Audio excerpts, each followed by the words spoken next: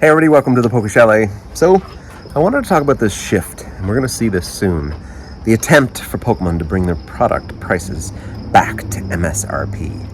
So they're announcing that they're going to be sending a lot more product out, but the product is going to go to, not distro, it's going to go to big box stores. We're going to see more in Walmart, more in Costco. We plan to see a lot more product hit those shelves. They're going to see if their marketing companies can help them bring things back down to MSRP. This concept is a pretty big experiment. I don't think they've tried this before based on my knowledge of, 5 years. Have they ever had a problem where their product cannot be brought under MSRP?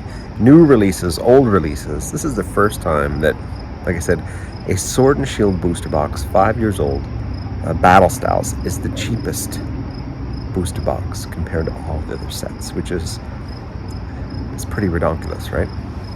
So, in my opinion,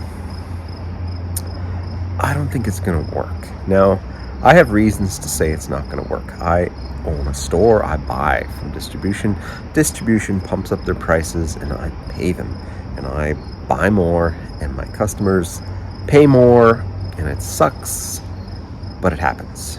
Now, when we see the Walmarts, the Costcos, when we see those are the main source where what we call the scalpers, the flippers, that's the main source where they buy their product. They don't buy product. Scalpers, flippers don't buy product from LGSs because LGSs, of course, they tend to sometimes raise their price. They tend to be quicker to implement limits on how much you can buy. Costco, Walmart, not so much. I mean, the Costco here, when they did the prismatic release, they rushed people in as quick as possible to get that product off their shelf. And so they had trains of people who would just go in, check out, leave with 2, drop it in their car, go through the checkout again with another 2. Costco wanted this. They wanted it to be done. So Costco, I'm sorry, is not going to be a good protector from the scalpers. The question really will be, can they produce enough product where the scalpers stop buying, where product gets left on shelf, where product is on shelf for MSRP? That is the real question. That is a lot. That's a lot to print. And I don't know if distro got it, I don't think. I think we have a major supply problem. It's been like this for years. We're going to see, let's say at least a year and a half. Since Twilight, I couldn't buy as much as I had ordered from distro. Now, maybe they were holding back. Maybe they were limiting me. But for a year and a half now, I could not buy as much as I wanted from distro. There was a short 6-month period where I could buy as much as I wanted, like Paradox, Temporal, Obsidian, and Base Set. I could buy as much as I want at really good prices. But after Twilight, right after Twilight, things stopped being that way. Now, they can't produce enough. They can't produce enough cards. Someone's holding. I mean, I hold a case of booster boxes back. It's my own little squirreling away. It's my collection. I have booster boxes I collect.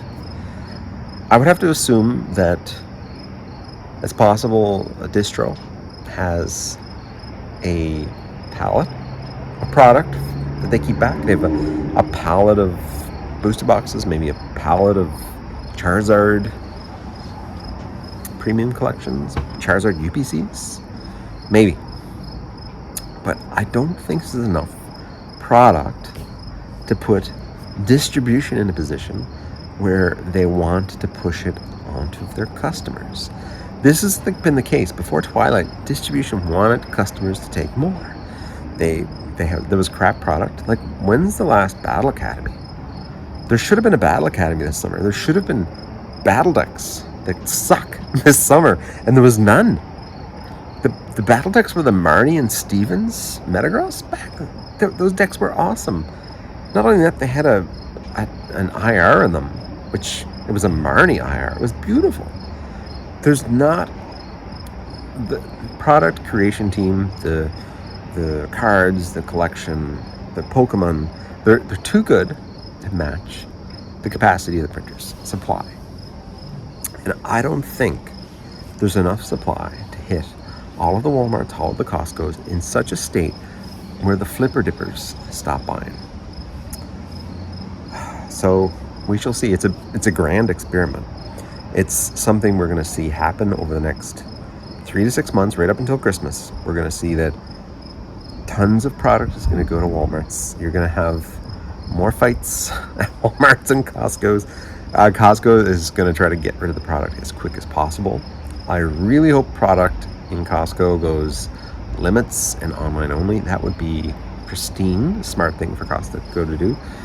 Putting it in store, you're asking for trouble. So we'll see. The things that are going through Costco are obviously the Surging Sparks ETBs. Now, I kept myself one ETB, not a case, just one ETB of Surging Sparks that's on my shelf. The question will be, can they slam enough Surging Sparks into the market so that they make the ETB Shining Fates again? It's possible.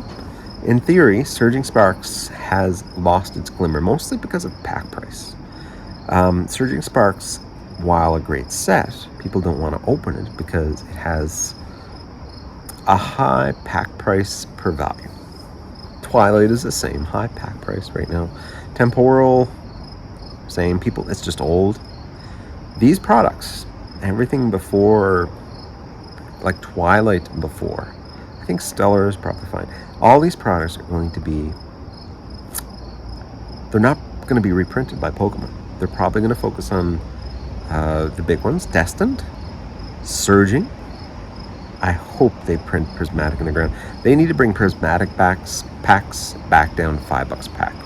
It's not worth opening Prismatic unless it's like $5.50 a pack.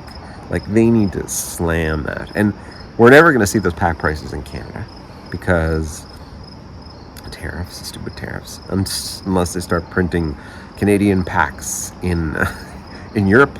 That'd be nice, and shipping them here, no tariffs. So I think it's going to be a grand experiment where we're going to see if Pokemon could bring their product back down to MSRP using big box stores. My opinion is no, and we shall see. The only way that I think that they can bring the pack price back down to MSRP is by writing an agreement with distributors and saying this shipment must be sold at wholesale prices. And then, distro can cut the pie and sliver it up and send it out to everybody. And everybody gets this big bill, this big distro bill, $5,000, $8,000, $11,000 in Surging, let's call it Surging Sparks ETBs. Or let's look forward. Let's say the Surging Sparks experiment fails. Look forward into Destin Rivals or even Mega. Pokemon prints as much as possible, sends it to distro and says, hey distro, you need to sell at least 80% of this product at allocation prices and send it to your customers. And all the customers will say, yes, I'll take it. Yes, I'll take it. And then everybody's shelves, all the LGSs, have tons and tons of Destin Rivals. And they get it at allocation prices. So I think my allocation price was $55 for Destin Rivals.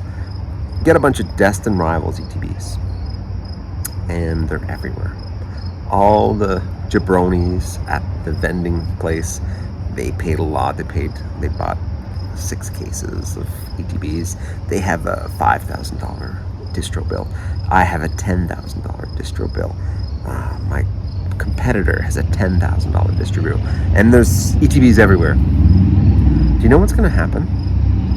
The price is going to go down. All these, myself included, all these by the skin of their teeth vendors, stores, LGSs, who don't make much money but enjoy it, they're going to be forced to sell at distro price or lower.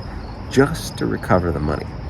To me, that's the only way that really they can enforce a drop in price down to some reasonable level. I just don't think that we're going to see that through the big box stores. They have to say, distro, you got to sell us as wholesale. You don't have a choice.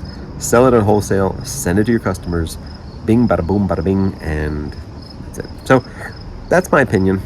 What do you guys think? We're going to see this grand experiment. I hope you guys pick up lots of product in Walmart, in Costco, and is GameStop an LGS, or is it a big box? We don't even know anymore.